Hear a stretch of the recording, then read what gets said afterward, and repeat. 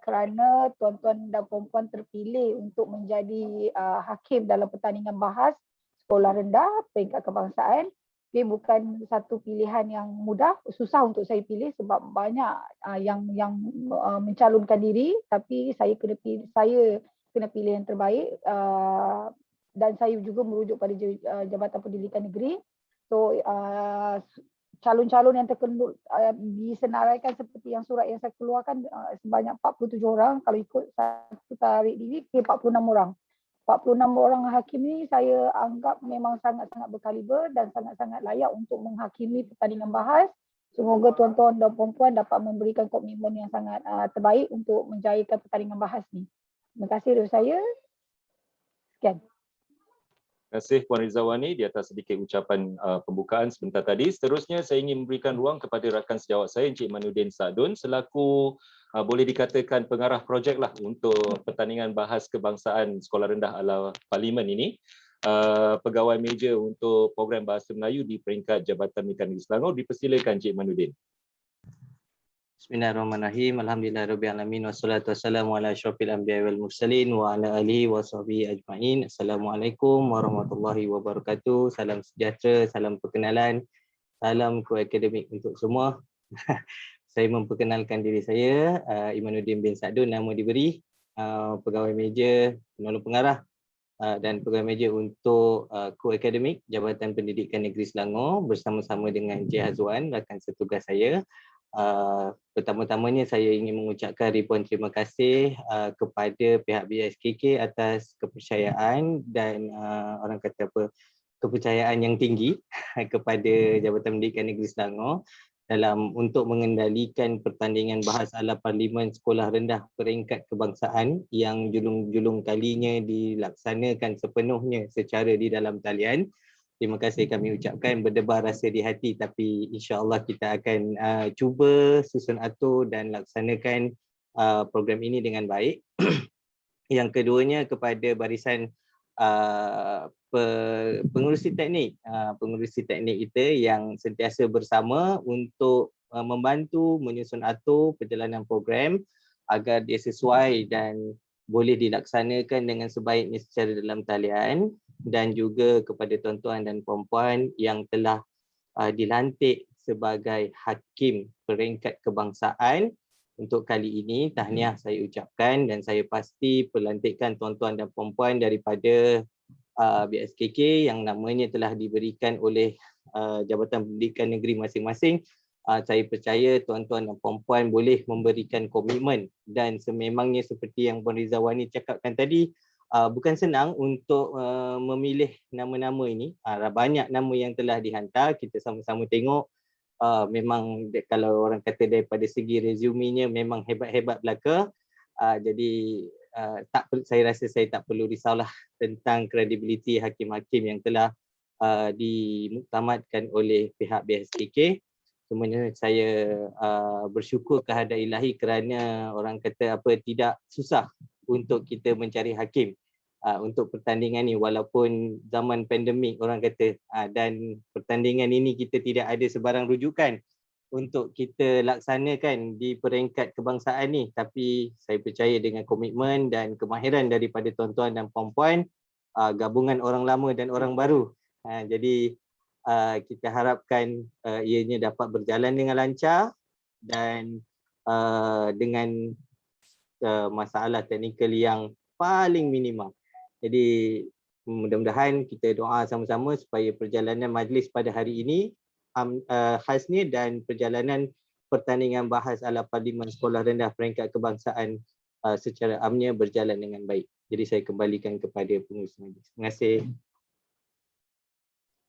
Terima kasih diucapkan kepada Encik Imanuddin di atas ucapan yang diberikan sebentar tadi. Seperti mana yang kita maklum, memang pelaksanaan pertandingan yang berbentuk berkumpulan ni bila dijalankan secara dalam talian sedikit sebanyak akan memberikan banyak cabaran kepada pengurusi pengelola, para hakim dan juga para peserta.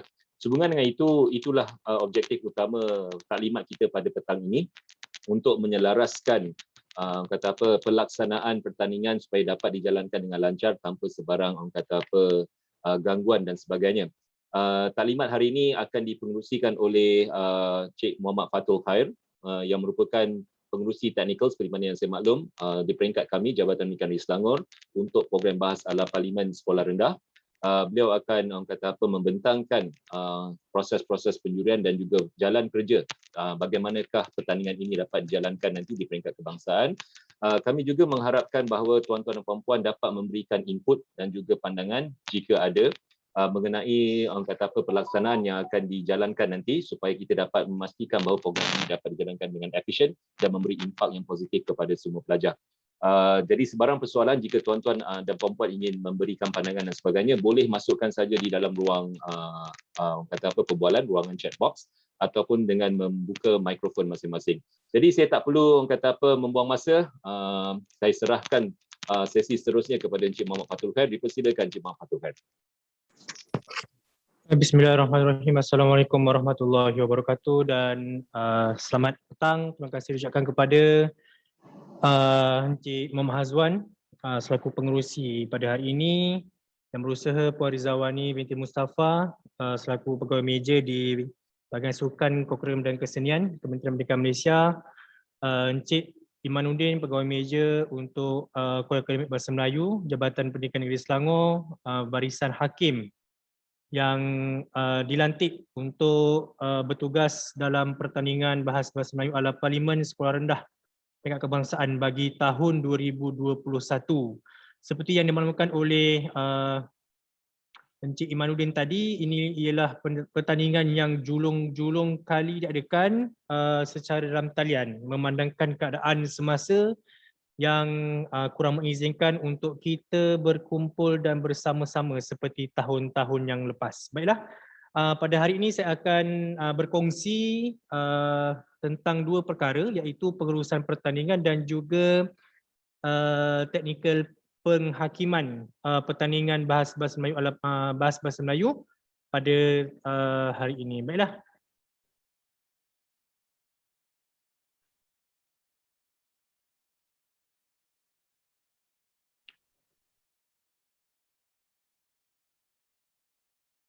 Okey, hari ini ialah agenda perbincangan kita.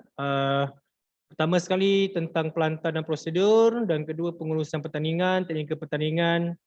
Tiga saja kita akan tekankan pada hari ini. Okey, perkara empat itu tidak ada kaitan dengan kita. Okay, baiklah, kita akan teruskan. Okey, pelantar dan prosedur pengurusan pasukan. Baiklah, untuk pertandingan bahasa Melayu ala Parlimen Sekolah Rendah pada tahun ini kita akan menggunakan pelantar Zoom. Okey, pelantar Zoom kerana pelantar ini lebih stabil, dia menjana video berdefinisi tinggi, HD video, sebab kemudian ada kemudahan ataupun kemudahanlah breakout room yang akan digunakan untuk mengagihkan bilik persidangan dan juga bilik kuarantin. Kemudian ada features raise hand, ini digunakan untuk kemudahan izin laluan lah kepada para peserta. Okay, ini tentang security, dan juga ada kemudahan host dan co-host untuk mengesahkan, menerima serta mengawal seluruh pelantar pertandingan. Kemudian untuk pengurusan peserta dan hakim akan menggunakan aplikasi Telegram seperti yang telah saya wujudkan sebelum ini. Semua hakim telah pun saya masukkan dalam kumpulan Telegram Hakim Bahas SR Kebangsaan 2021. Okey, kita ada kumpulan Telegram sebelum ni, dan hari ini untuk tahun ni kita khususkan untuk tahun ini sahaja. Kemudian untuk informasi pertandingan, semua informasi pertandingan, jadual hakim, jadual pertandingan, keputusan pertandingan dan juga bahan-bahan yang berkaitan tentang pertandingan ini dimuatkan dalam website bahaskebangsaan.com. Segala maklumat tentang pertandingan bahasa Melayu ala Parlimen Sekolah Rendah bagi tahun ini akan dimasukkan dan dimuatkan dalam laman web bahaskebangsaan.com. Senang saja nak ingat, bahaskebangsaan.com.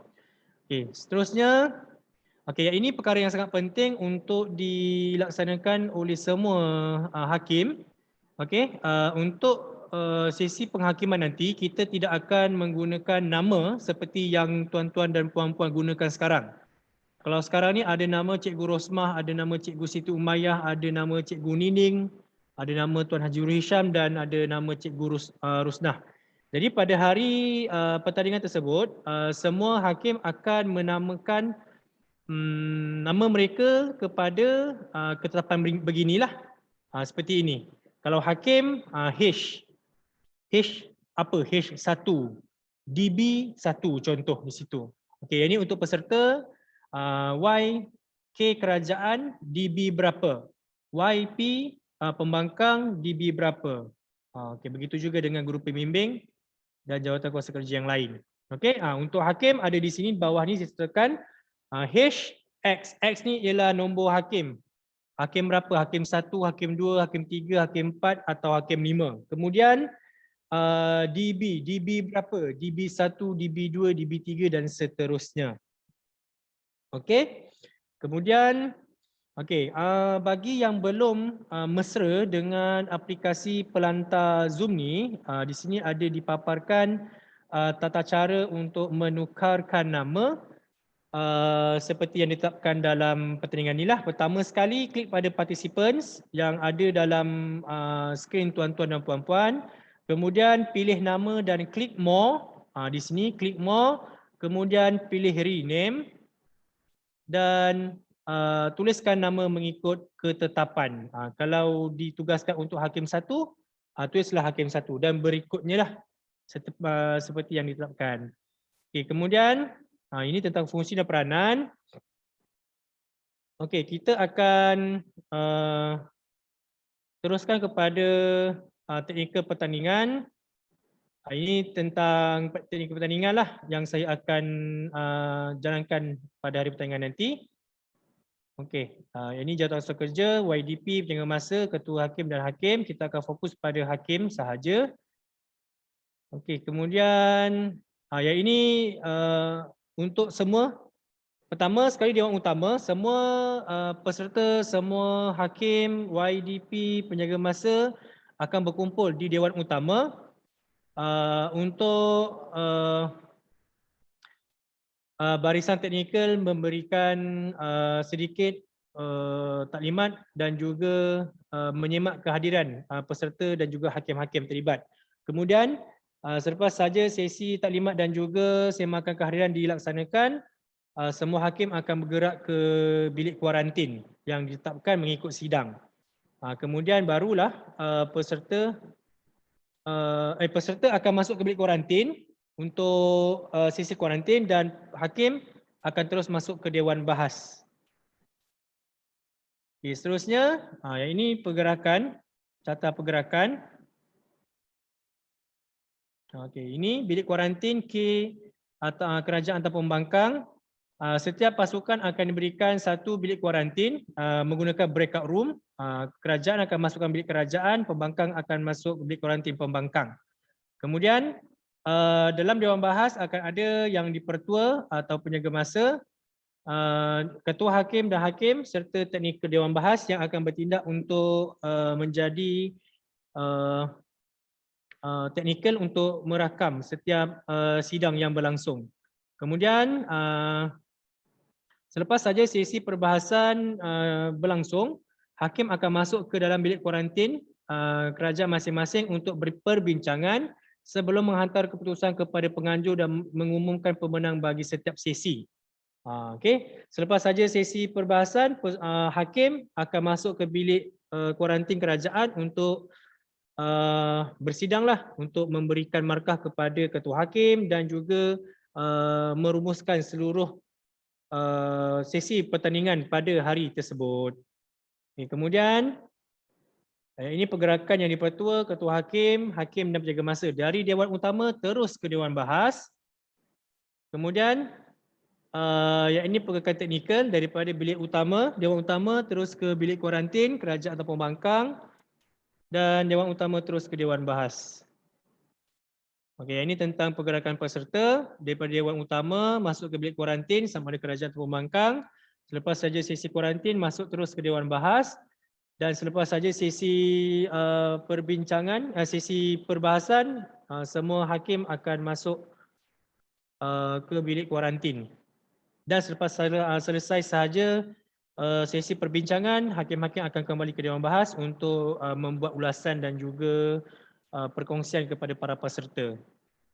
Okay, kemudian apa yang berlaku di Dewan Utama, semua boleh lihat di sini.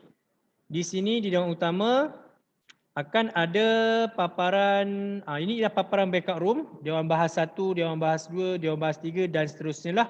Kalau ada 7 sidang, akan ada 7 Dewan Bahas dan ada 14 bilik kuarantin. Bilik kuarantin itu mengikut sidang-sidang tersebut. Okay, kemudian apa yang berlaku, semua yang terlibat akan masuk ke ruangan masing-masing. Peserta akan dibantu oleh guru pembimbing masing-masing untuk menamakan peranan masing-masing. Hakim dan ahli jawatankuasa akan masuk ke bilik masing-masing seperti yang telah ditetapkan dan pertandingan bahas ala parlimen akan dimulakan dan bilik-bilik kuarantin akan digunakan apabila masa yang diperlukan tiba. Okey. Kemudian ini paparan dalam bilik kuarantin. Okay, dalam bilik kuarantin akan ada teknikal dan juga peserta-peserta yang terlibat. Okey, ini untuk peserta. Okey, yang ini carta dan jadual pertandingan. Portal rasmi pertandingan seperti yang saya beritahu tadi ialah www.bahaskebangsaan.com. Untuk carta pertandingan di sini disertakan dalam Google Drive dan jadual pertandingan pun sama dalam Google Drive dan kedua-dua ini dimasukkan dalam satu portal sahaja, satu tempat iaitu www.bahaskebangsaan.com. Okay, ini rumusan keperluan petugas semasa pertandingan. Okay, hakim akan digunakan sebanyak 5 orang hakim untuk setiap sidang daripada pusingan 1 sehinggalah pusingan separuh akhir. Kecuali peringkat akhir, kita akan gunakan 7 orang hakim untuk sidang tersebut. Okey, ini rumusan bilangan ahli yang terdapat dalam Dewan Bahas. Okey.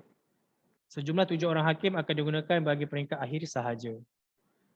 Okey, ini peringatan penting kepada semua hakim yang belum mesra dengan pelantar Zoom. Pertama sekali, biasakan diri dengan pelantar. Kemudian pastikan anda join with audio dan mikrofon. Mikrofon ni peserta lah, kita fokus pada peserta. Peserta akan buka mikrofon sepanjang masa dan kamera pun akan dibuka sepanjang masa dan guru pembimbing tidak dibenarkan untuk membantu pembahas berbincang semasa perbahasan berlangsung. Okey, ini teknikal pertandingan. Okey, kaedah pertandingan ni ada perubahan. Kita akan menggunakan sistem power match. Okey, paparan masa akan menggunakan paparan classroomscreen.com dan masa pertandingan mengikut ketetapan kertas konsep yang diberikan oleh BSKK, Kementerian Pendidikan Malaysia. Kemudian untuk kaedah izin laluan akan menggunakan aplikasi raise hand ataupun menyebut izin laluan. Okey, semasa perbincangan pertandingan hanya di bilik kuarantin. Bilik kuarantin digunakan untuk sesi perbincangan sebelum perbahasan dan juga untuk sesi penggulungan. Semasa sesi penggulungan, peserta akan bergerak ke bilik kuarantin masing-masing untuk membuat persediaan bagi sesi penggulungan. Kemudian kaedah pelaporan setiap keputusan sidang akan menggunakan satu sistem borang dalam Thailand yang akan saya tunjukkan sebentar nanti dan perbincangan hakim hanya berlaku di dalam Dewan Bahas sahaja. Okey, baik. Ini contoh paparan masa. Di sini ada contoh paparan classroom screen akan menunjukkan masa yang diperuntukkan untuk setiap pembahas berbahas. Okey, yang ini beginilah nanti susunannya dalam persidangan. Okey, ini ketetapan masa. Masa berbahas 7 minit untuk setiap peserta berbahas dan 5 minit untuk sesi penggulungan. Bagi persediaan penggulungan, setiap pasukan diperuntukkan 5 minit sahaja. Okey, gangguan teknikal, masa kecederaan, masa tambahan sebanyak 2 minit akan diberikan sekiranya berlaku sebarang gangguan teknikal semasa pertandingan dijalankan. Sekiranya ada gangguan teknikal seperti gangguan talian internet, hanya diberikan masa selama 10 minit. Yang dipertua berhak untuk meminta pembahas yang berkenaan mengulang hujah-hujahnya kembali. Okey, baik. Yang ini untuk sesi penggulungan lah. Okey, sesi penggulungan nanti murid berbincang di bilik kuarantin masing-masing. Kerajaan masuk bilik kuarantin kerajaan, pembangkang akan masuk bilik kuarantin pembangkang. Dan dalam bilik kuarantin tu untuk sesi perbincangan persediaan penggulungan, paparan masa akan ditunjukkan pada skrin dan akan dipantau oleh penjaga masa. Okey, kemudian perbincangan berlangsung secara lisan. Peserta boleh berbincang seperti mana yang mereka lakukan semasa sesi kuarantin. Okey. Okey, yang ini pelaporan pemenang dan pembahas terbaik. Pertama, hakim akan menggunakan borang manual seperti yang digunakan pada pertandingan sebelum-sebelum ini, dan borang Google Form hanya diisi oleh ketua hakim. Nanti saya akan tunjukkan bagaimana borangnya. Okey, ini paparan semasa pertandingan. Beginilah nanti kita akan dapat paparan begini semasa persidangan. Okey, sama juga. Okey. Okey, selesai untuk teknikal. Okey, kemudian saya akan teruskan dengan penghakiman.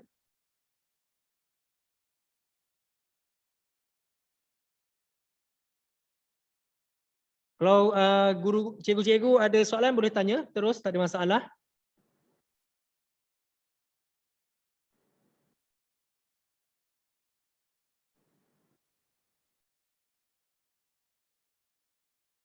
Okey, kita akan teruskan dengan taklimat penghakiman pertandingan bahasa Melayu ala Parlimen skor-skor rendah peringkat kebangsaan. Okey.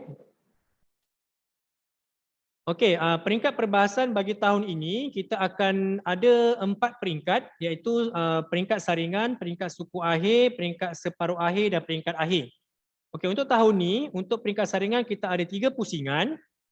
Pusingan 1, pusingan 2 dan pusingan 3. Dan kita akan menggunakan 6 usul untuk pertandingan kali ini. Mengapa kita ada 3 pusingan pada peringkat saringan? Okey, untuk makluman para hakim yang akan bertugas, pada tahun ini kita ada 14 pasukan yang akan bertanding pada tahun ini. Ada 2 negeri yang terpaksa menarik diri. Sepatutnya kita ada 16 pasukan yang akan sepatutnya kita guna carta yang sedia ada lah, timbal balik. Tetapi disebabkan ada masalah berlaku, ada 14 pasukan sahaja, kita menggunakan dan menyesuaikan kaedah pertandingan yang dikenali sebagai sistem power match. Okey, untuk saringan kita ada 3 pusingan. Selepas ada melalui 3 pusingan tersebut, kita akan dapatlah pasukan yang terbaik untuk mara ke suku akhir. Begitu juga dengan peringkat separuh akhir dan peringkat akhir. Okey, baiklah. Ini peranan hakim.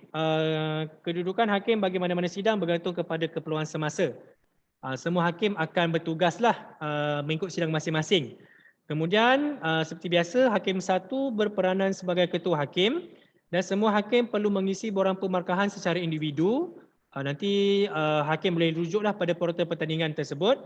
Markah kemudiannya akan dikumpul oleh ketua hakim untuk diserahkan kepada pegawai teknikal. Di sini markah-markah yang dikumpul akan dilaksanakan dalam bilik persidangan selepas sahaja sesi perbahasan oleh para peserta. Okey, pengumuman keputusan, semua keputusan diumumkan di portal pertandingan yang sedia ada, iaitu www.bahaskebangsaan.com. Kemudian keputusan diumumkan oleh pegawai teknikal setelah semua keputusan bagi setiap sidang diperoleh daripada setiap ketua hakim. Selepas sahaja teknikal, pegawai teknikal menerima keputusan daripada ketua hakim hasil daripada pengisian Google Form, pegawai teknikal akan mengumumkan terus keputusan di dalam portal. Di situ nanti pasukan-pasukan bertanding akan rujuklah keputusan di situ. Okey, ini jenis borang yang digunakan. Pertama, borang catatan hakim. Kedua, borang pemarkahan. Dan ketiga, borang dalam talian Google Form yang diisi oleh ketua hakim sahaja. Okey, ini borang catatan hakim. Saya yakin dan percaya semua hakim yang terlibat dalam pertandingan ini sudah tahu dan nampak dengan borang catatan ini. Okey, semua hakim perlu mencatat setiap perkara, hujah, bidasan dan apa-apa yang dinotahkan oleh pembahas. Okey, borang ini menjadi rujukan kepada pengisian markah kerana tergantung pecahan markah untuk setiap bahagian. Di sini dalam borang ni adalah pecahan-pecahan markahnya sebagai rujukan kepada hakim. Okey, kemudian borang ini perlu disimpan dan tidak boleh dikongsikan kepada mana-mana pihak, dan borang ini menjadi pelindung sekiranya terdapat sebarang bantahan daripada pasukan yang bertanding. Jadi hakim-hakim kena ambil maklumlah tentang kepentingan borang catatan hakim ini. Bukan saja borang ini dibekalkan, dan borang ini sangat perlu sekiranya ada apa-apa isu yang berbangkit untuk sidang-sidang yang tuan-tuan dan puan-puan hakimi. Okey, ini borang yang pertama. Okey, borang yang kedua. Borang kedua ialah borang yang terkandung rumusan markah yang ada borang kerajaan, borang pembangkang. Okey, setiap hakim perlu mengisi borang pemarkahan kerajaan dan borang pemarkahan pembangkang. Ada 2 borang. Okey, borang ini boleh didapati daripada kertas konsep ataupun portal pertandingan, dan setiap hakim perlu mencetak sendiri borang-borang tersebut mengikut bilangan sidang yang akan dihakimi. Okey, borang ini tuan-tuan dan puan-puan kena cetak sendirilah. Okey. Okey, ini borang dalam talian yang akan diisi oleh ketua hakim sahaja. Okey, borang ini ada 6 bahagian. Kalau tuan-tuan dan puan-puan lihat, ada bahagian 1 maklumat sidang perbahasan, bahagian 2 ada rumusan keputusan, bahagian 3 ada rumusan markah keseluruhan kerajaan, bahagian 4 ada rumusan keseluruhan pembangkang, bahagian 5 keputusan keseluruhan sidang perbahasan, dan bahagian 6 ada perakuan ketua hakim. Okey, sesiapa yang akan bertugas dan dilantik sebagai ketua hakim pada pertandingan atau sidang tersebut, satu pautan akan diberikan dalam grup Telegram nanti, dan ketua hakim perlu isikan hasil perbincangan antara hakim dalam bilik persidangan nanti dalam borang ini, dalam Google Form ini. Okey, baik. Kemudian ini tata cara pengisian markah. Setelah selesai perbahasan, semua peserta dan penjaga masa keluar dari Dewan Bahas. Para hakim kekal berada di Dewan Bahas untuk proses pemarkah, dan hakim akan mengisi borang pemarkahan. Ketua hakim memindahkan markah ke dalam borang rumusan markah, Google Form nantilah. Okey, kemudian hakim menyemak dan mengesahkan keputusan yang ditulis dalam borang rumusan bersama-sama hakim lain. Masa ni anda akan berbincang. Kemudian hakim akan mengisi semua maklumat dalam Google Form yang akan dibekalkan, dan pihak teknikal akan menyusun jadual perlawanan yang berikutnya berdasarkan maklumat yang diberikan oleh ketua hakim. Di sini ketua hakim perlu memainkan peranan yang pentinglah supaya dapat menyemak dan mengisi borang tersebut dengan teliti dan cermat supaya tiada berlakunya kesilapan dan juga isu nanti. Okey, seterusnya ini pergerakan hakim. Okey, hakim berada di ruang utama bersama-sama peserta, dan selepas semua peserta bergerak ke bilik kuarantin, hakim akan dimaklumkan mengenai sidang yang akan dihakimi. Nanti saya akan beritahulah siapa hakim akan bersidang. Kemudian hakim perlu berada di dalam Dewan Bahas 30 minit sebelum perbahasan bermula. Pastikan semua borang, kertas catatan telah tersedia. Dan setelah selesai perbahasan, hakim perlu bergerak ke bilik persidangan untuk pengumpulan markah. Setelah selesai pengumpulan markah, hakim akan masuk semula ke Dewan Bahas untuk memberikan ulasan kepada para peserta. Nanti selalunya ketua hakimlah yang akan membuat ulasan tentang keseluruhan sidang yang berlangsung. Okey. Yang ini tentang kriteria dan etika hakim sepanjang pertandingan bahas. Okey, semua sedia maklum, kita tertakluk kepada kertas konsep pertandingan bahas bahasa Melayu ala Parlimen yang terkini daripada pihak BSKK yang telah dibekalkan oleh pihak BSKK melalui JPN masing-masing.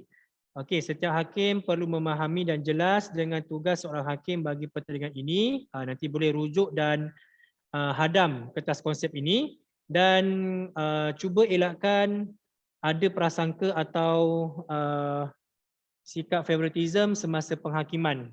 Kita jadi hakim ni kita nak melihat pasukan yang terbaik yang boleh berhujah dengan bernasnya dan menunjukkan sidang tersebut sidang yang baiklah.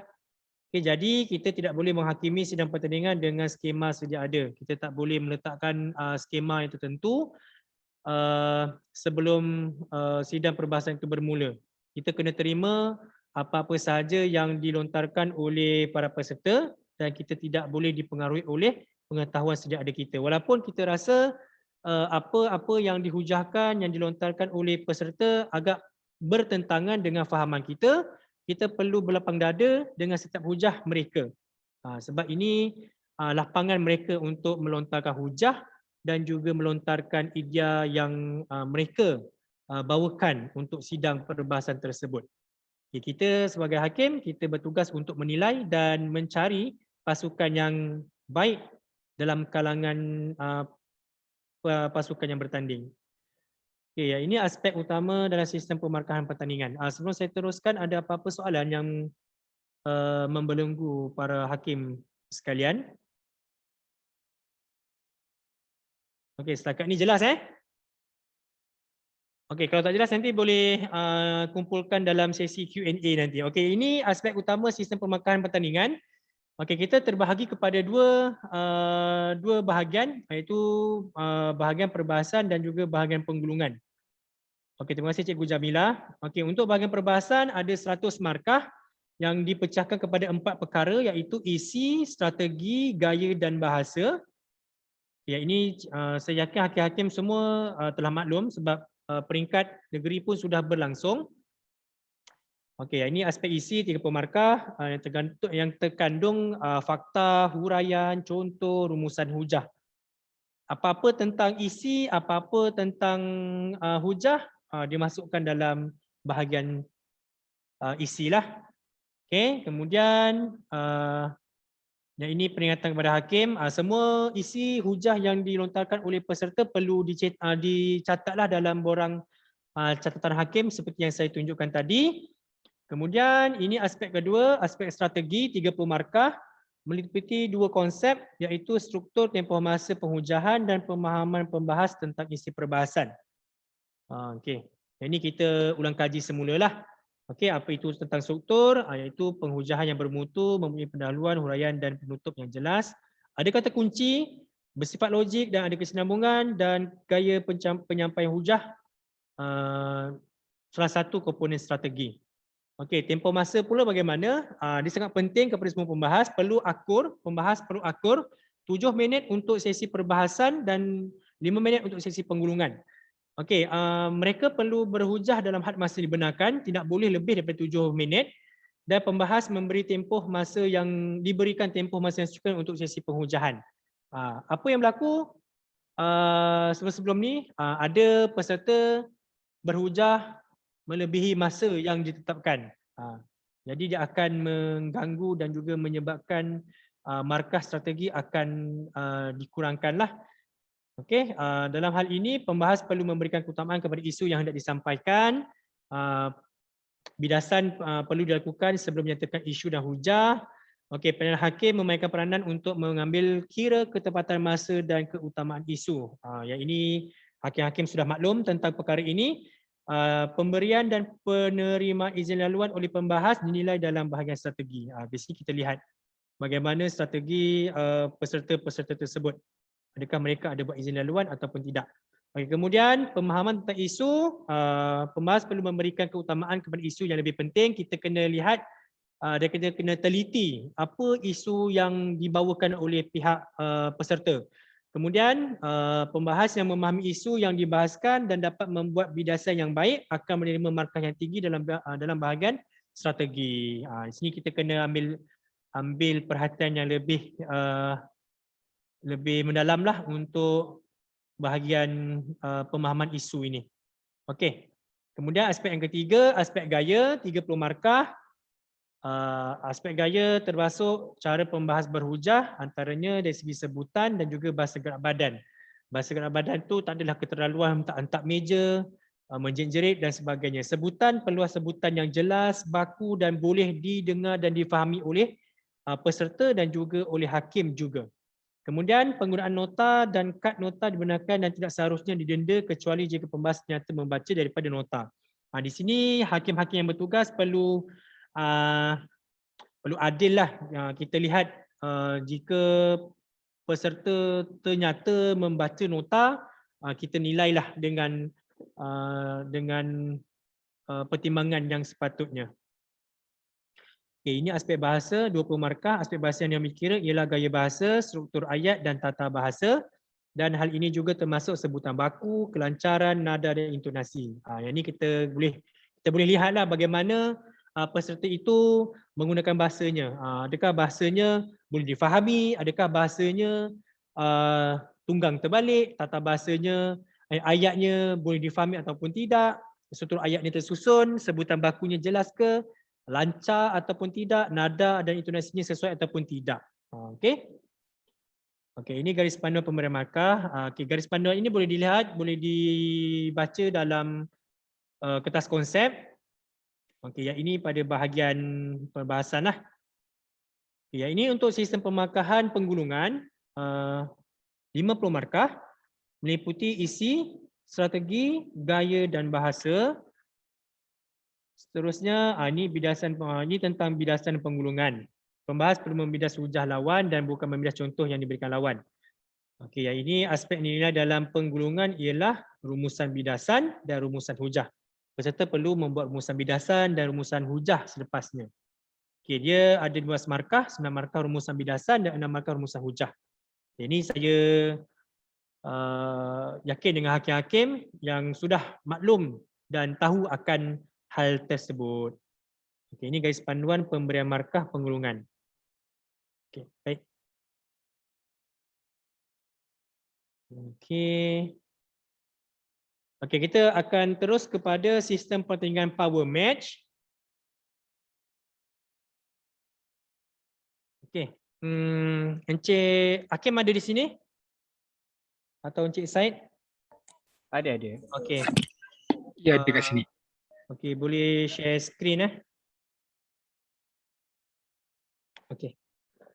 Untuk sistem power mesh ni saya akan serahkan kepada Encik Hakim dan juga Encik Said Fahmi untuk menjelaskan bagaimana sistem power mesh ini dilaksanakan dalam pertandingan kali ini. Jadi semua hakim perlu beri perhatian ya. Okey, persilakan Encik Hakim dan Encik Said Fahmi.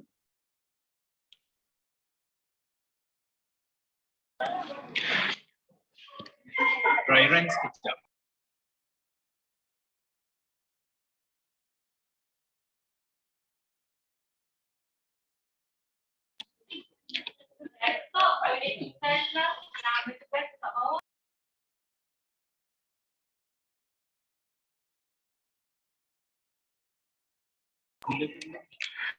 Okey, baik. Bismillahirrahmanirrahim. Assalamualaikum warahmatullahi wabarakatuh dan selamat petang saya ucapkan kepada semua.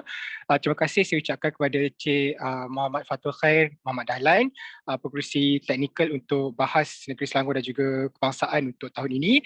Yang saya hormati pegawai-pegawai dari BSKK dan juga pegawai-pegawai dari Jabatan Pendidikan Negeri Selangor. Baik, untuk petang ini saya dan juga Encik Cikgu Muhammad Hakim bin Azaman, Lais Azman akan menerangkan serba sedikit tentang sistem power match Swiss bracket bagi pertandingan debat ataupun pertandingan bahas yang kita akan gunakan untuk peringkat kebangsaan pada tahun ini. Baiklah, tuan-tuan dan puan-puan sekalian, kita tengok terlebih dahulu tentang pengenalan lah tentang sistem yang kita akan gunakan ini. Baik, sistem Power Mesh Swiss Bracket ini merupakan sistem standard yang digunakan oleh institusi pengajian tinggi dunia dalam World Debate Competition. Contohnya seperti Universiti Cambridge, Harvard, National Singapore University dan juga sekolah-sekolah penengah dalam World and Asian Debate Competition. Maknanya sistem ini telah pun digunakan, bukan katakan baru nak develop ke apa, tidak, dah digunakan hampir lebih 30 tahun dalam dunia perdebatan ataupun perbahasan ini. Baik, untuk di Malaysia kita telah pun menggunakan sistem Power Mesh Swiss Bracket ini, terutamanya digunakan oleh Majlis Debat Universiti Malaysia iaitu MADUM, kemudian Pertubuhan Seni Pengucapan Awam Malaysia PUSPA, dan juga di peringkat KPM sebenarnya kita telah menggunakan iaitu oleh bahagian sekolah berasrama penuh untuk pertandingan bahas Piala Perdana Menteri PPM. Okey, untuk PPM ini pun kita telah lama gunakan sistem Swiss Bracket Power Mesh ini, dan juga untuk MRSM pun bagi pertandingan debat dia telah pun menggunakan sistem Power Mesh ataupun Swiss Bracket ini. Dan juga bagi semua pertandingan-pertandingan debat terbuka yang menggunakan format Parlimen Asia ataupun bahas ala Parlimen. Maknanya yang kita gunakan, orang kata bahas 3 lawan 3 itu merupakan bahas ala Parlimen ataupun Parlimen Asia. Baik, kenapa kita nak menggunakan sistem Power Mesh ataupun Swiss Bracket Power Mesh ini? Yang pertama, ia merupakan sistem pertandingan yang memberikan keadilan kepada semua pasukan yang bertanding. Maksud keadilan ini, kita bagi peluang kepada semua pasukan yang bertanding untuk berlawan. Kalau sebelum ni ada kalah mati, sekali je lawan, terus tak ada dah, peluang untuk ke peringkat yang akan datang. Tapi dengan adanya sistem Power Mesh ataupun Swiss Bracket ini, kita memberikan peluang kepada semua pasukan-pasukan yang bertanding untuk merasai pengalaman pembelajaran melalui bahas. Sebab itu kalau tuan-tuan dan puan-puan perhatikan, kita akan menggunakan 3 pusingan awal. Maknanya setiap pasukan, itu setiap negeri, itu 14 negeri yang akan bertanding akan berlawan sebanyak 3 pusingan awal sebelum mara ke pusingan yang seterusnya. Baik, sistem Power Mesh ataupun Bracket Power Mesh ini juga kita akan bersaing ataupun berlawan mengikut pool masing-masing. Maksudnya ada pool menang akan berlawan dengan menang, kalah dan akan berlawan dengan kalah. Nanti seterusnya akan fahamlah kenapa saya kata mengikut pool masing-masing. Kemudian memberi peluang kepada semua pasukan untuk bersaing dalam semua pusingan awal, dan yang paling penting peranan kerajaan dan pembangkang akan ditentukan oleh sistem. Namun seperti yang kami dimaklumkan, penentuan untuk pusingan pertama kita telah pun tahu siapa yang akan bertemu dengan siapa. Tetapi untuk penentuan kerajaan dan pembangkang, kita akan menggunakan sistem untuk menentukan siapa kerajaan dan siapa pembangkang. Baik, itu yang pertama. Okey, seterusnya kita tengok tentang sistem Power Mesh. Okey, apa yang dimaksudkan dengan sistem Power Mesh ini? Sistem ini digunakan untuk menentukan perlawanan dan peranan setiap pasukan sama ada kerajaan ataupun pembangkang, dan pasukan yang bertanding mestilah dalam jumlah yang genap. Okey, sebabnya kita sekarang ada 14, jadi kita tidak ada masalah. Pusingan awal sekurang-kurangnya 5 ataupun 6 pusingan ikut bilangan kumpulan. Okey, kalau ikut daripada World Debate ataupun pertandingan-pertandingan debat yang bahas yang diadakan sebelum ini, sama ada di peringkat pusingan awal, di peringkat IPT ataupun sekolah-sekolah yang terbuka, memang kita melaksanakan pusingan awal sebanyak 5 ataupun 6 pusingan. Okey, ini sebab apa? Ini untuk kita pastikan sistem ini kita namakan cross tab. Cross tab ini pastikan dia akan berlawan secara full circle. Maksudnya dia akan berlawan secara sepenuhnya untuk setiap pasukan yang bertanding. Okey, tapi untuk bahas sekolah rendah ini kita telah memutuskan untuk pusingan awal sebanyak 3 pusingan awal, dan 3 pusingan awal itu pun sudah memadai untuk kita dapat satu circle, circle bagi Power Mesh tersebut. Okey, baik. Swiss Bracket, apakah yang kita maksudkan dengan Swiss Bracket ini? Swiss Bracket ini kita ialah perlawanan mengikut pool ataupun kumpulan. Maksudnya akan ada pool di atas akan bertemu dengan atas, pool bawah akan bertemu dengan pool di bawah, menang versus dengan menang, kalah akan lawan dengan kalah. Okey, keadaan ini akan lebih faham kalau kita akan tengok slide yang seterusnya. Baik, kita akan tengok bagaimanakah prosedur sistem ataupun bagaimanakah sistem ini akan berfungsi. Okey, untuk yang pertama, di pusingan pertama sepatutnya semua pasukan akan disusun secara rawak ataupun secara rambang. Okay. Tetapi disebabkan kita dah ada penentuan siapa akan bertemu siapa, namun itu tidak akan menjadi masalah, kita masih lagi boleh menggunakan sistem Power Mesh ini. Okay. Kalau tuan-tuan dan puan-puan lihat, untuk pusingan pertama bagaimanakah perlawanan akan berlangsung? Okey, baik. Kita ni contoh saya buat, kita katakanlah akan ada 8 pasukan. Okey, untuk pusingan yang pertama, pasukan yang berada di nombor 1 akan berjumpa nombor 2, nombor 3 akan lawan nombor 4, nombor 5 akan lawan nombor 6, nombor 7 akan lawan nombor 8. Okey, dan penentuan kerajaan dan pembangkang adalah melalui sistem tabulation yang kita gunakan untuk power match dan Swiss bracket ini. Okey, setelah selesai untuk pusingan yang pertama, okey, maksudnya pusingan pertama ini adalah pusingan yang memang rawak. Kita tak tahu siapa bertemu siapa. Tapi untuk bahas tahun ni kita dah tahu siapa akan bertemu siapa, tapi tidak menjadi masalah sebab kita masih lagi belum tahu peranan itu kerajaan ataupun pembangkang. Okey. Selepas habis pusingan yang pertama, kita akan melihat kepada penentuan kedudukan selepas setiap pusingan. Okey, kalau tuan-tuan dan puan-puan lihat, saya ada buat kepada inilah, saya bagi kepada empat sidang tadi tu. Okey, yang pertama kita akan lihat daripada pasukan yang menang, dia akan mendapat 1 mata, kalah tiada mata, dan untuk sistem power match ini kita tiada keadaan seri. Okey, yang kedua, sebab apa tiada keadaan seri? Sebab bilangan juri mesti dalam keadaan ataupun bilangan ganjil. Okey, bilangan juri ini akan ada 2 keadaan, iaitu keadaan pertama sebulat suara dan juga majoriti. Yang ini saya akan terangkan, ini akan diterangkan lebih lanjut oleh Encik Hakim.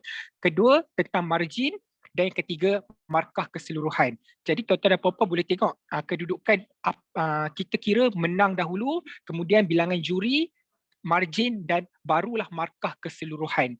Okey, baik, kita tengok contoh. 1 pasukan Hang Tuah, 2 pasukan Hang Jebat. Dalam perlawanan pertama, pasukan Hang Tuah menang, jadi pasukan Hang Tuah mendapat 1 mata dan Hang Jebat kosong. Juri untuk perlawanan ataupun sidang 1 tadi memberikan kemenangan 3-3. 3-3 juri memilih Hang Tuah. Maksudnya kita katakan keputusan tadi adalah keputusan sebulat suara. Maka bilangan juri 3 itu diberikan kepada Hang Tuah dan 0 diberikan kepada Hang Jebat. Dan margin, okey, margin ini nanti tuan-tuan dan puan-puan akan lebih fahamlah tentang tentang margin ini. Margin ini kita kata tentang perbezaan markah kerajaan dan pembangkang. Baik, margin, kalau margin untuk pasukan Hang Tuah adalah 5, jadi untuk Hang Jebat kita kena minus 5. Kita kena tolak 5. Ini memang sistem untuk inilah kita kata sistem Swiss bracket. Nanti tuan-tuan akan nampak bagaimana sistem ini berfungsi dan akhirnya barulah kita letak markah. Markah ini markah keseluruhan lah, kita campur ketiga-tiga pembahas dan juga penggulungan. Okey, kalau tengok yang nombor 3 dan 4, okey, 3 dan 4 Hang Lekir dan Hang Kasturi. Okey, untuk menang kepada Hang Kasturi 1 dan Hang Lekir 0. Tetapi untuk juri, ini kita katakan juri majority, iaitu juri 2-1. Okey, 2-1, 2 kita berikan kepada Kasturi. Hang Lekir kita masih lagi bagi mata untuk juri sebab ada juri yang memilih dia. Okey, dan margin kita akan sama, kita akan ambil margin untuk pasukan yang menang sahaja. Jadi selepas daripada kita dapat keputusan, maka inilah kedudukannya. Okey, ini kita katakan Swiss bracket. Kita akan ada 2 bracket ataupun 2 pool. Pool yang pertama ataupun bracket yang pertama, bracket yang menang semua. Yang menang perlawanan pertama. Bracket yang kedua adalah bracket ataupun pool yang kalah. Jadi, untuk pusingan yang kedua, perlawanan dia akan seperti ini. Pusingan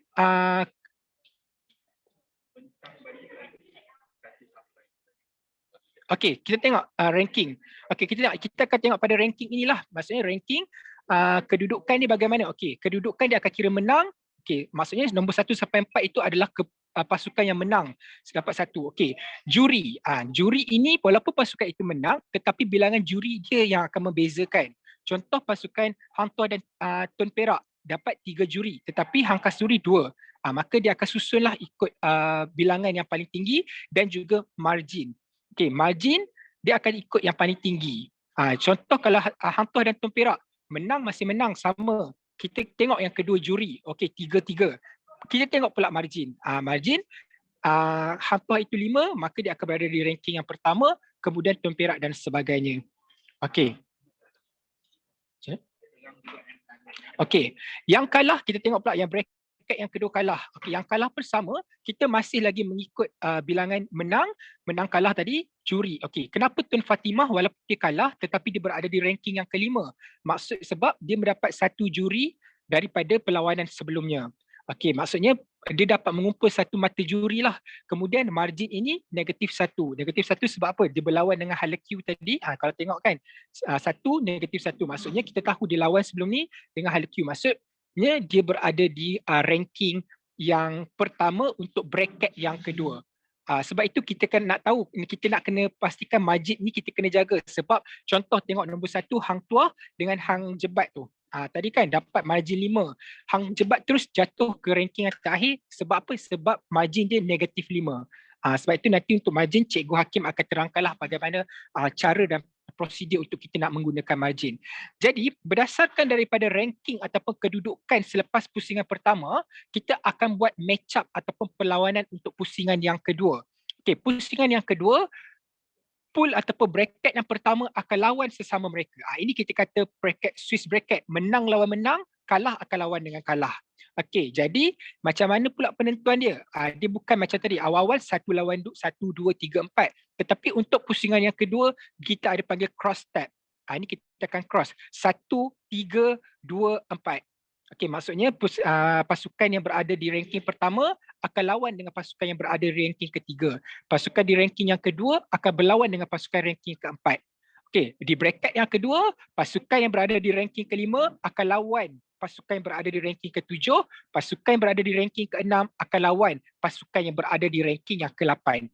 Okey, maka akan berlangsunglah perlawanan untuk pusingan yang kedua, kita akan dapat keputusan dan sebagainya. Okey, katakanlah kita dah lawan pusingan kedua, kita ini penentuan dia. Okey, kalau untuk penentuan kerajaan pembangkang, kalau tuan-tuan dan puan-puan perhatikan sebentar tadi, Hang Kasturi sebelum ini dia adalah kerajaan, dia adalah pembangkang. Tetapi untuk pusingan yang kedua, dia akan menjadi pembangkang. Okey, kelebihan ataupun baiknya sistem power match ini, kita tidak akan dapat peranan yang sama secara berturut-turut lebih daripada mengikut bilangan perlawanan awal. Contohnya, kita ada 6 perlawanan awal, maksudnya sistem akan jadikan 3 kali kerajaan, 3 kali pembangkang. Maksudnya kita akan merasailah kedua-dua side kerajaan dan pembangkang. Tapi untuk kita hari ini, kita ada 3 perlawanan awal, maksudnya akan ada 2 kemungkinan. Kemungkinan yang pertama, satu pasukan itu dapat 2 kali kerajaan, sekali pembangkang, ataupun 2 kali pembangkang, sekali kerajaan. Okay, kita tidak akan ada pasukan yang dapat 3 kerajaan maupun 3 pembangkang. Sebab sistem ini dia akan cross, dia akan check, dia akan memastikan bahawa adil untuk kesemua pasukan yang bertanding. Okey, seterusnya lepas daripada pusingan kedua, kita dah dapat result, dapat keputusan. Okey, yang ni tuan-tuan dan puan-puan boleh tengoklah daripada pusingan yang keputusan daripada pusingan yang kedua. Okay, contoh Hang Kasturi lawan Hang Tuah. Kenapa Hang Kasturi dapat 2 poin? Sebab dalam pusingan tersebut Hang Kasturi menang. Maksudnya 2 tambah 1, 2. Jadi Hang Tuah masih dapat 1.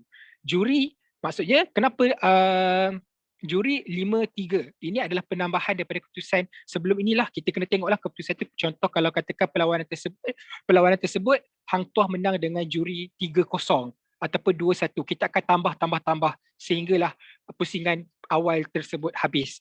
Margin ini pun kita akan tambah daripada pusingan-pusingan yang akan datang. Okey, kalau kalah kita akan tolak. Contoh kalau Hang Tuah kalah, maksudnya kita akan tolak. Kita akan tolak daripada margin yang diperolehi tersebut. Dan daripada habis pusingan yang kedua, ini adalah kedudukan selepas pusingan kedua, kita akan ada 3 bracket. Okey, bracket yang pertama, bracket pasukan yang menang dua perlawanan. Maksudnya belum lagi kalah. Okey, bracket yang kedua, bracket pasukan yang baru menang sekali, kalah sekali. Dan bracket yang ketiga ataupun pool yang ketiga, pasukan yang masih lagi belum menang. Okey, maka untuk perlawanan yang ketiga nanti, Hang Kasturi akan lawan dengan hala Q. Sebab apa? Dia dalam bracket yang sama, itu bracket menang dan menang. Kemudian bracket yang kedua, bracket Tun Perak akan lawan dengan Hang Tuah, Hang Lekik akan lawan dengan Tun Fatimah. Dia akan cross. Dan untuk bracket yang ketiga, Tun Teja akan lawan dengan Hang Jebat. Maksud kat sini kita nampakkan keadilan. Maksudnya untuk Tun Teja dan Hang Jebat ni memang akan ada pasukan yang akan menang. Kita bagi merasailah pada pasukan setiap pasukan tersebut. Dan akhirnya itulah akan orang kata sistem ni akan berterusan sehingga habis pusingan awal. Okey, baik. Seterusnya untuk perincian mengenai menang juri margin dan markah, saya akan mempersilakan Cikgu Muhammad Hakim bin Azman. Dipersilakan. Assalamualaikum warahmatullahi wabarakatuh dan selamat sejahtera kepada tuan-tuan dan puan-puan.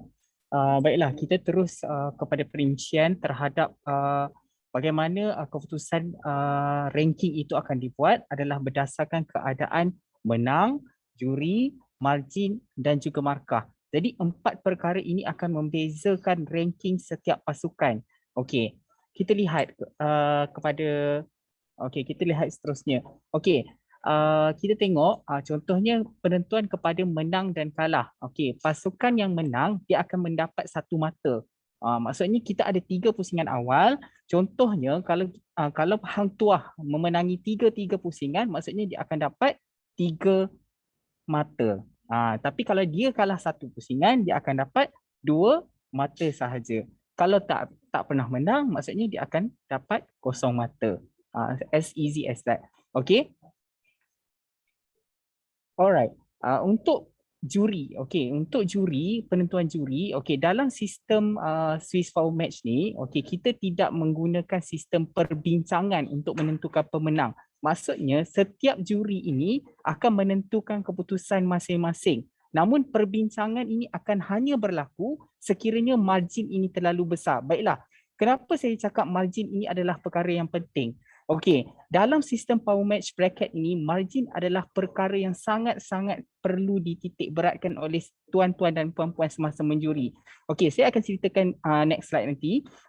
Saya akan ceritakan dulu dari sudut keputusan. Keputusan ini akan terjadi dengan sebulat suara apabila semua juri bersetuju, contohnya 5-0. Seandainya ada perbezaan keputusan, kita akan mengambil keputusan secara majoriti yang hanya akan terjadi dengan keputusan 3-2 ataupun 4-1. 4 ni maksudnya contohnya 4 aku mengundi bersetuju untuk memberi kemenangan kepada kerajaan, 1 memberi kemenangan kepada pembangkang. 4 akan diambil kira, 4 orang juri akan diambil kira sebagai point kepada penjurian yang akan diletakkan dalam sistem power match ini. Maksudnya mata itu akan ditentukan melalui berapa orang juri yang memberi kemenangan kepada setiap pasukan. Baiklah. Margin ini adalah perkara yang tuan-tuan dan puan-puan perlu ambil berat kerana apa? Margin ini bukan sekadar beza markah semata-mata. Tetapi bila kita sebut pasal margin dalam sistem power match bracket, margin ini adalah julat kepada perlawanan. Selalunya dalam mana-mana pertandingan peringkat kebangsaan ataupun antarabangsa yang menggunakan sistem power match bracket adalah sangat jarang sekali margin ada margin 9 hingga 12. 9 hingga 12 ini bermaksud kemenangan yang selesa kepada satu pihak.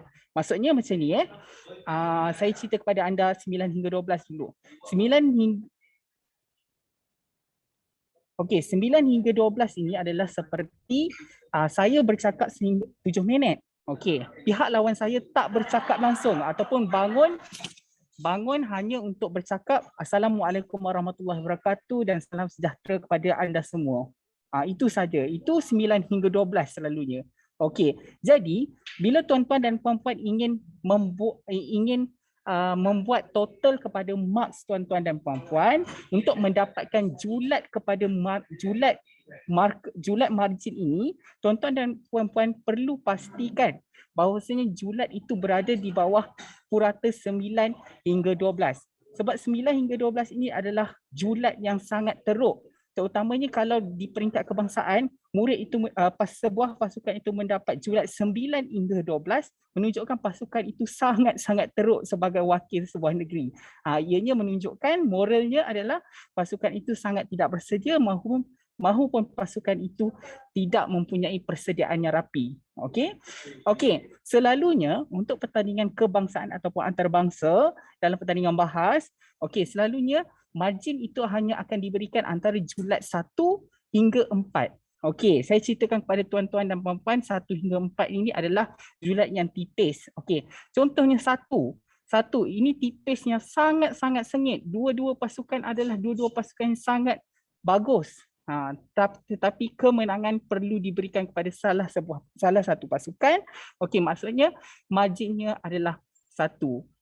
Tetapi kalau ada jurang-jurangnya, sebab itu ketua hakim perlu mengambil peranan yang sangat penting untuk melihat margin ini secara keseluruhan. Contohnya kita berbincang, sidang perlawanan tadi sangat sengit. Okey, sangat sengit. Kedua-dua pasukan memberikan isi yang sangat bagus, memberikan persembahan cukup baik. Tetapi tuan-tuan dan puan-puan memberikan margin 12. Tidak logik. Ianya tidak logik dalam sebuah perlawanan. Sebab julat yang boleh diletakkan hanyalah julat antara 1 hingga 12. Tapi tuan-tuan dan puan-puan memilih untuk meletakkan julat 12. Bermakna julat yang paling besar sekali. Dia tidak ada julat 13, julat 14, julat 15 dan 16 dan seterusnya. Okey, jadi untuk berlaku adil, untuk memastikan penjurian tuan-tuan dan puan-puan profesional, okey, pilih julat antara 1 hingga 4 ataupun 5 hingga 8. Okey, mungkin ada pasukan yang ruangnya sangat luas. Okey, ruangnya sangat luas. Okey, ruangnya sangat luas yang mana kerajaan kuat. Okey. Pembangkang terlalu lemah contoh. Pembangkang lemah lah, bukan terlalu lemah Pembangkang lemah. Okey, mungkin julat itu adalah antara 5 hingga 8. Sekiranya juri sebulat suara 3-0, semua margin 3 orang juri ditambah dan dibahagi dengan 3. Baiklah. Saya dimaklumkan pusingan awal kita akan menggunakan 5 orang hakim. Okey, maksudnya contoh juri sebulat suara 5-0. Baiklah, jadi semua juri akan memberikan julat pemakahan mereka. Contoh saya ambil yang paling mudah sekali, 1 tambah dengan 5 bersamaan dengan 5. 1 tambah 5, 1 darab dengan 5 lah kiranya. 1 darab dengan 5 kena bahagi dengan 5. Jadi julat keseluruhan ketua hakim perlu ambil adalah berapa tuan-tuan dan puan-puan? 1. 5 bahagi 5. Okey, itu untuk keputusan sebulat suara. Okey, kita ambil pula pendekatan sekiranya keputusan itu dicapai melalui juri majoriti 3-2. Okey, 3-2. Okey, 3 orang. Okey, 3-2. Okey, 3 juri saja yang akan diambil julatnya untuk dikira sebagai julat sesuatu perlawanan. 2 lagi tidak diambil. Okey, 2 lagi tidak diambil. 3 juri saja. Okey, contoh 1 tambah 1 tambah 1, 3. Okey, 1 tambah 1 tambah 1, 3. Okey, jadi 3 bahagi dengan 3. Persamaan 1. Okey? Maksudnya hanya juri majoriti saja, juri majoriti saja akan diambil kira untuk menentukan julat keseluruhan sesuatu perlawanan. Pasukan yang kalah akan mendapat julat negatif daripada hasil julat majoriti yang telah dibuat dalam setiap perlawanan. Boleh ya? Boleh ikut ya setakat ni? Okey, kalau ada masalah berkaitan margin, boleh kemukakan soalan terus sebab margin ini selalu ada masalah apabila melibatkan juri-juri baru yang tidak pernah menggunakan konsep margin dalam penjurian. Kalau ada persoalan boleh terus kemukakan kepada saya untuk saya jelaskan kepada tuan-tuan dan puan-puan.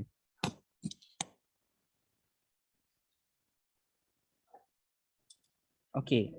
Boleh ya? Okey, jadi seperti saya cakap lah.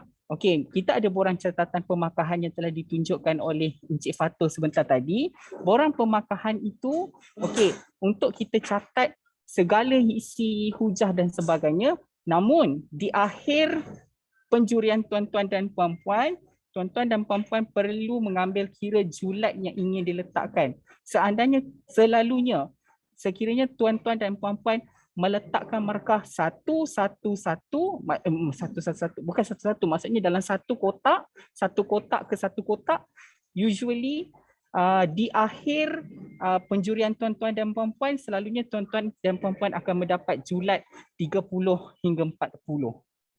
Sebab itu, untuk berlaku adil, tuan-tuan dan puan-puan catat markah berdasarkan keseluruhan teknikal perlawanan yang telah dibuat oleh teknikal perdebatan ataupun perbahasan yang dibuat oleh setiap pembahas. Baru kita letakkan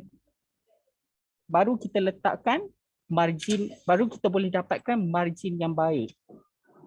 Okey, tentukan tahap bagi setiap perbahasan. Okey. 1 hingga 4 ini, okey saya ulang balik 1 hingga 4 ini adalah tipis. Okey, tipis. Margin yang tipis. Pasukan tu, dua-dua pasukan tu fight lah maksudnya.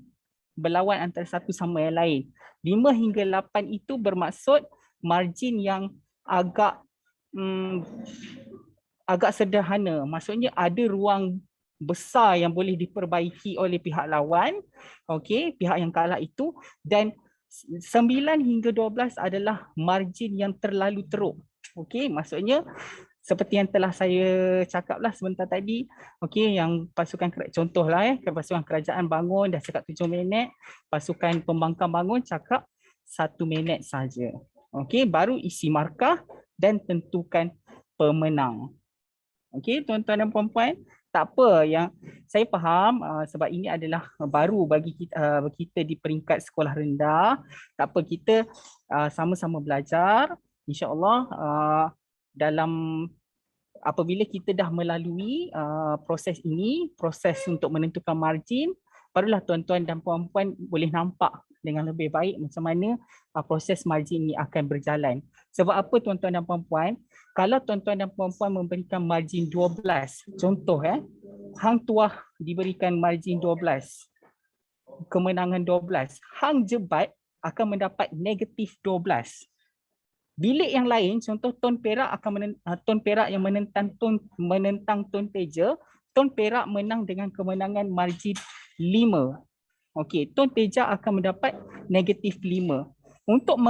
Untuk Hang Jebat mengejar semula pace kepada perlawanan seterusnya, pusingan seterusnya untuk mendapatkan margin yang boleh meningkatkan markah mereka, meningkatkan jumlah total margin mereka, mengambil masa yang sepatutnya secara logiknya mengambil banyak pusingan. Tetapi kita ada 3 pusingan, jadi tidak logik tuan-tuan dan puan-puan letakkan margin 12 dalam perlawanan.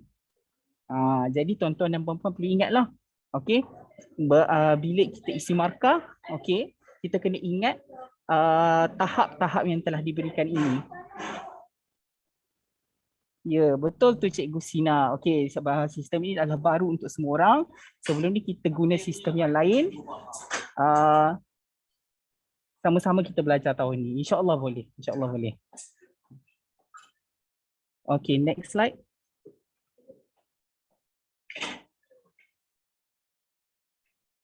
Baiklah, jumlah seterusnya adalah markah. Okey, markah ni jumlah keseluruhan pasukan lah. Okey, jadi seperti biasa jumlah markah ni tidak mempunyai masalah. Yang paling penting adalah margin kemenangan tersebut. Alright.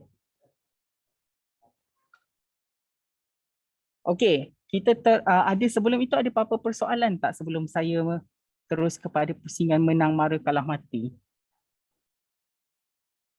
Boleh terus tanyakan? Assalamualaikum Cikgu Hakim. Ya, saya Cikgu Mazwan ya? Ya, saya. Nak tanya, adakah kita akan gunakan penetapan range markah untuk kawal margin? Okey. Baiklah, range margin yang telah diberikan adalah range antara untuk markah untuk ucapan substantif, penghujahan adalah di antara range 71 hingga 83 untuk setiap pembahas. Itu adalah untuk pastikan guru, cikgu-cikgu semua, tuan-tuan dan puan-puan semua boleh kontrol margin tuan-tuan dan puan-puan sebab maksimum akan pergi 12. Maksudnya tuan-tuan dan puan-puan perlu ingatlah range untuk ucapan substantif adalah sebanyak 71 hingga 83 sahaja. Boleh take note ya dalam buku nota masing-masing. Okey, untuk ucapan penggulungan, range pemarkahannya adalah berada pada tahap 32 hingga 44 markah sahaja. 32 hingga 44 markah.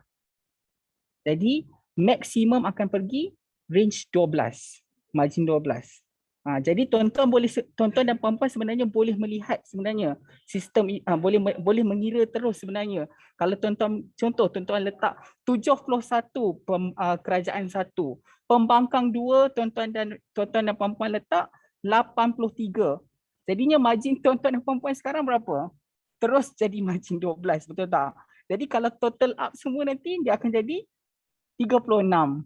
Tak logik lah kat situ. Jadi sebenarnya tuan-tuan dan puan-puan boleh tengok dah sebenarnya daripada pembahas pertama sampailah kepada ucapan penggulungan margin tu sebenarnya. Okay.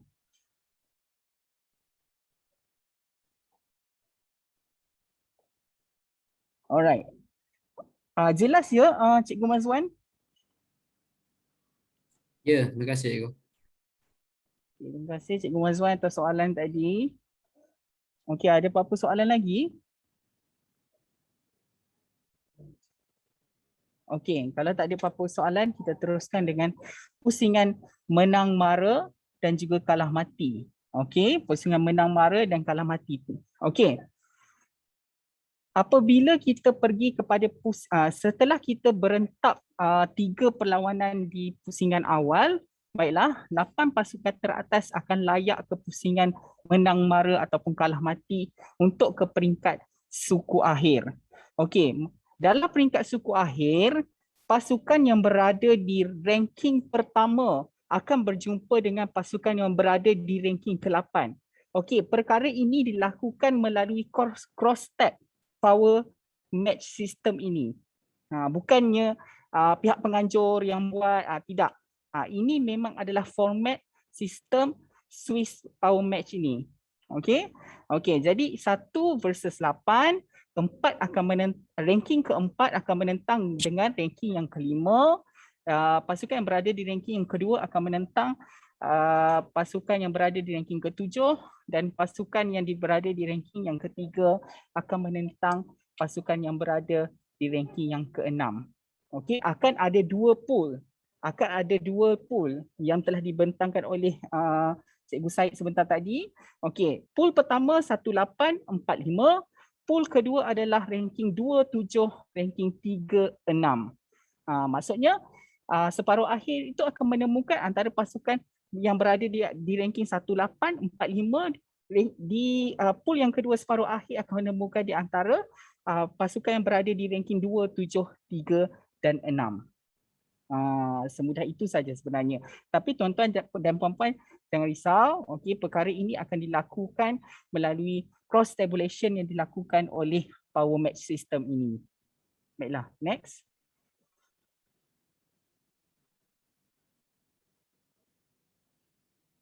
Okey, itu saja daripada kami. Okey, untuk maklumat lebih lanjut boleh hubungi kamilah berkenaan dengan sistem power match ini. Saya Cikgu Muhammad Hakim bin Azman, penasihat Pertubuhan Seni Pencapat Awam Malaysia yang juga merangkap guru dari SK Kuala Kubu Baru dan juga Encik Syed Fahmi Akmal bin Syed Isa, Timbalan Pengurusi Pertubuhan Seni Pencapat Awam Malaysia merangkap guru dari SK Pulau Indah 2 Pelabuhan Kelang, Selangor. Okey, sebelum itu ada apa-apa persoalan terakhir sebelum saya serahkan semula kepada pegawai teknikal Encik Fatul?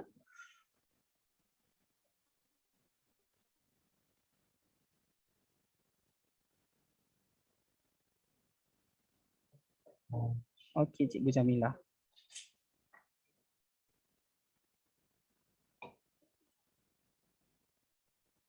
Okey, kalau tak ada saya serahkan semula kepada Encik Fatul Khair. Terima kasih. Assalamualaikum warahmatullahi wabarakatuh dan selamat sejahtera.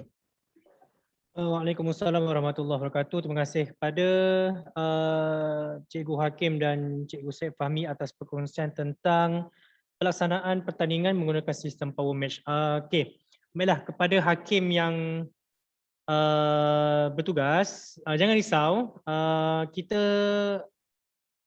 memang agak asing dengan sistem ni, tapi tak mengapa, kita akan belajar bersama-sama. Sekiranya ada masalah, sekiranya ada yang kurang faham, boleh sama-sama tanya dalam grup Telegram yang saya telah wujudkan sebelum ini. Okey. Okey, ada apa-apa pertanyaan, persoalan yang boleh diajukan? Okay, alright. Minta maaf Cik Fatul, saya mencelah Okey. sebentar. Okey. Okay, alright. Terima kasih kepada Cikgu Hakim dengan Cikgu Said Fahmi sebentar tadi dalam menerangkan tentang kaedah pelaksanaan yang kita akan gunakan. Jadi saya rasa untuk semua orang lebih faham dan kita akan adakan kita akan minta bantuan Cikgu Hakim dengan Cikgu Fahmi dan juga Cik Fatul sekiranya tidak keberatan untuk kita adakan susun atur satu crash course berkenaan penghakiman kaedah ini. Boleh Tuan. Cadangan daripada saya, daripada tadi saya dah berbincang dengan Farizawan ni sebentar tadi. Jadi mungkin kita akan adakan crash course tu pada selama 2 hari, 14 dan 15 hari bulan Oktober. 14, 15. Oh baik. Boleh? Okey, Boleh jadi Cik saya Mas. rasa dengan kaedah tersebut, apa saja yang hakim-hakim nak bertanya kepada tentang persoalan ataupun bagaimana kaedah-kaedah yang akan digunakan, kita boleh tanya dengan lebih jelas dan lebih mendalam serta lebih terperinci. Jadi bila masa sesi pertandingan tu sendiri akan berjalan, orang kata at least everyone dah ada satu kata sepakat ataupun satu orang kata kefahaman yang sama dalam pelaksanaan penghakiman tersebut. Okey. Nanti surat akan dikeluarkan oleh pihak BSKK kepada tuan-tuan dan puan-puan untuk menghadiri crash course tersebut. Jadi secara tentatifnya pelaksanaan tu akan berlaku pada 14 dan 15 hari bulan minggu hadapan. Terima kasih. Okey, terima kasih Encik Imanuddin atas makluman tadi. Okey, jadi untuk makluman semua hakim, kita akan ada kursus pendek lah bersama-sama dengan Encik Hakim, Said dan juga saya sendiri pada 14 hingga 15 Oktober 2021, iaitu minggu depan lah. Okey, nanti dalam crash course tadi. Maaf bercelah. Assalamualaikum Tuan. Waalaikumsalam ya Cikgu Rusnah. Okey, untuk makluman, 11 hingga 14 Oktober kami ada pertandingan pantun peringkat negeri Perak. Kalau boleh kita injak sikit tarikh 14 tu boleh tak? Assalamualaikum, saya juga nak mencelah Cik Fatul. Pada tarikh 14 itu juga saya terlibat dengan perkampungan bahasa peringkat kebangsaan dan kalau boleh minta adjust sikit tarikh 14 tu. Terima kasih. Oh ya, perkampungan bahasa. Ya.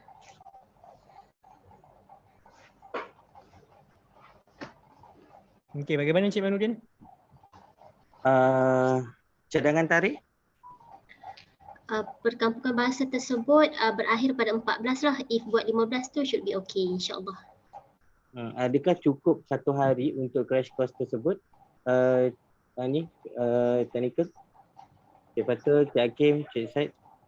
Sekiranya kalau tak cukup satu hari, kalau okey dengan tuan-tuan dan puan-puan kita buat Jumaat dan Sabtu, saya tak ada masalah tentang tu.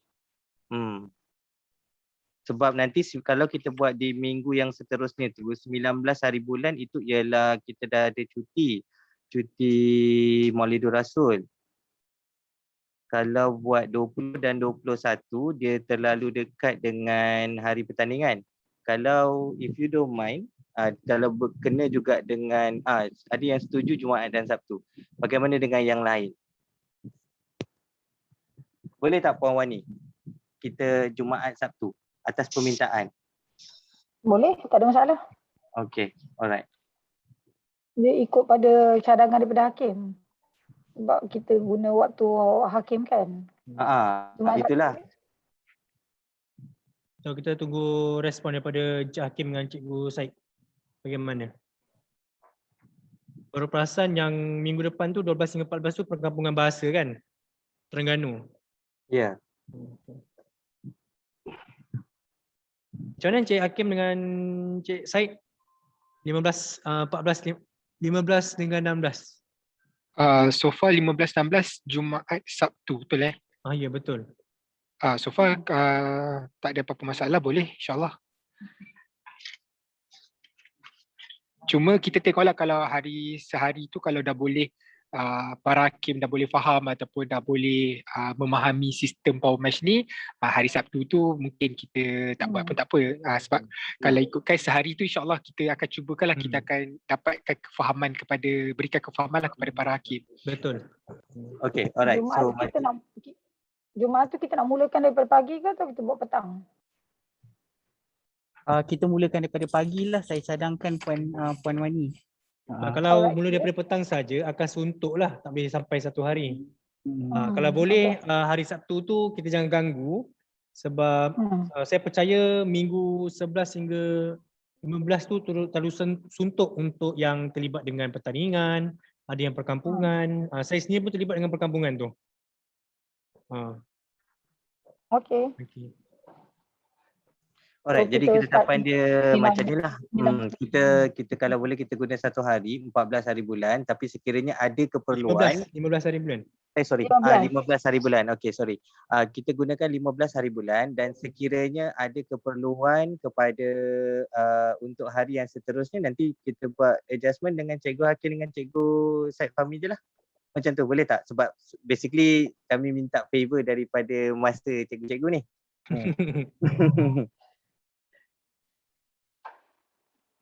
So kalau Cik Fatul, Cik Hakim dengan Cikgu Fahmi tidak keberatan untuk kita buat crash course, dan saya daripada jabatan tidak menghalang, dan saya rasa Puan Rizawani pun bersetuju juga daripada pihak kementerian. Jumaat tu kita buat daripada pagi. Puan Wani pun nak join juga. Okey. Kalau Jumaat kalau Jumaat tu tadi menjawab kepada persoalan Cikgu Sina tadi, Jumaat tu kita start daripada pagi. Around pukul 9 boleh kan? Boleh, Atau dah pukul 9. Pukul 9 dah pukul 9. Okey, mungkin kita tak dapat nak attend kepada masa bagi semua pihak. Okey, jadi saya cadangkan sesi yang kalau kita adakan, okey, macam nilah. Sesi hari Jumaat tu kita akan rakam. Dan sekiranya ada keperluan untuk cikgu-cikgu tengok dan sebagainya, nanti kita akan berikan rakaman itu kepada hakim yang tidak berkesempatan lah. Maksudnya kita buat benda ni secara sukarela dengan bantuan Cikgu Hakim dan Cikgu Fahmi serta Cikgu Fatul sekali. Mana yang ada masa kita faham dengan klausul tidak mengganggu waktu PDPR dan sebagainya. Jadi sekiranya ada kelapangan dan tidak mengganggu untuk penyediaan kepada waktu PDPR tuan-tuan dan puan-puan, kita adakan tarikh tersebut untuk tuan-tuan dan puan-puan masuk ke dalam crash course tersebut untuk mendapatkan kefahaman yang lebih. Dan di samping itu juga kita akan rakam juga sesi tersebut. Jadi sekiranya orang kata the advantage kepada orang yang datang live ni, dia boleh tanyalah. Dia boleh tanya direct dan sebagainya. Dan kepada yang tengok rakaman dan inginkan pertanyaan lanjut, sekiranya tidak menjadi masalah kepada Cikgu Hakim, Cikgu Fahmi dengan Cikgu Fatul untuk membantu hakim-hakim ni, jadi saya ucapkan terima kasihlah untuk bantuan tersebut. Macam mana? Di pihak saya dan juga Cikgu Fahmi, kami bersedia untuk membantulah mana-mana pihak yang inginkan bantuan dari sudut, sebab ini adalah baru di bawah bahas sekolah rendah. Jadi kita faham ramai hakim yang belum biasa lagi. InsyaAllah lepas fresh course tu, insyaAllah semuanya boleh menjuri dengan lebih baik. Okay, alright. Terima kasih banyak-banyak. Ni on the spot minta tolong ni. Okay, alright. Terima kasih. Jadi ketetapannya kita akan adakan pada hari Jumaat dan akan ada rakaman. Sekiranya ada keperluan untuk hari yang seterusnya, Cikgu Fahmi atau Cikgu Hakim atau Cikgu Fatul akan maklumkan ke dalam di dalam grup hakim-hakim lah nanti. Dan rakaman kepada sesi tersebut akan dikongsikan di dalam grup pengurusan hakim-hakim semua. Terima kasih. Okey, terima kasih Encik Manudin. Okey, ada apa-apa lagi persoalan, pertanyaan?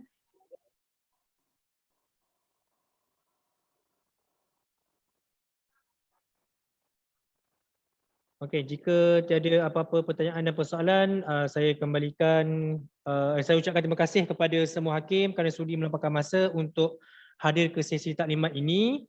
InsyaAllah dari semasa ke semasa, pihak teknikal, saya, Encik Hakim dan Encik Fahmi akan membantulah dari semasa ke semasa kepada hakim-hakim yang bertugas.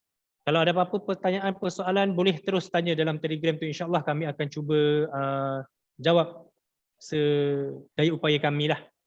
Okey, itu saja daripada kami. Terima kasih. Saya serahkan kembali kepada Encik Azwan.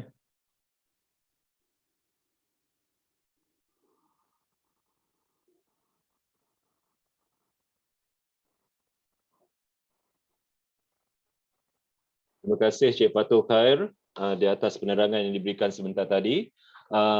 Ada sebarang persoalan tak sebelum kita kata apa tutup dan juga tangguh sesi kita pada hari ini? Terima kasih.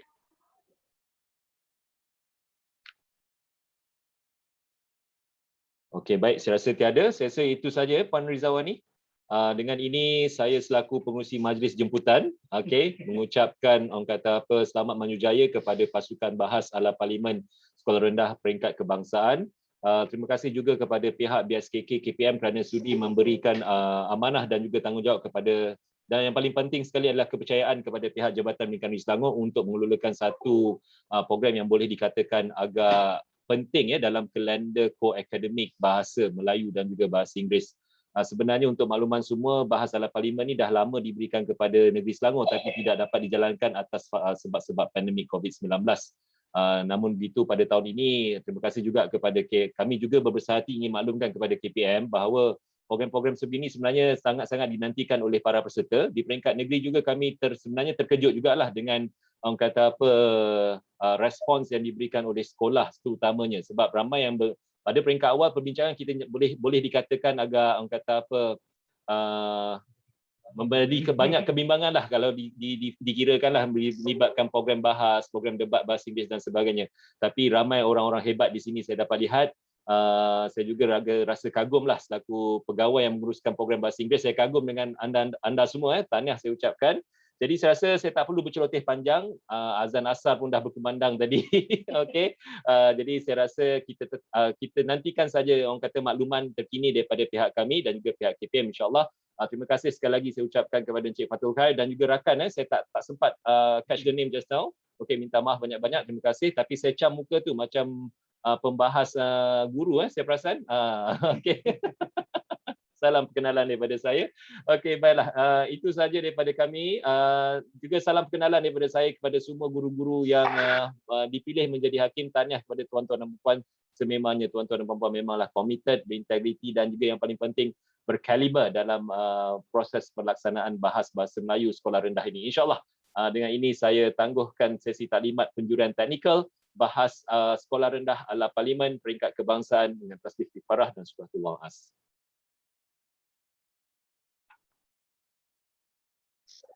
Baik, itu saja tuan-tuan dan puan-puan.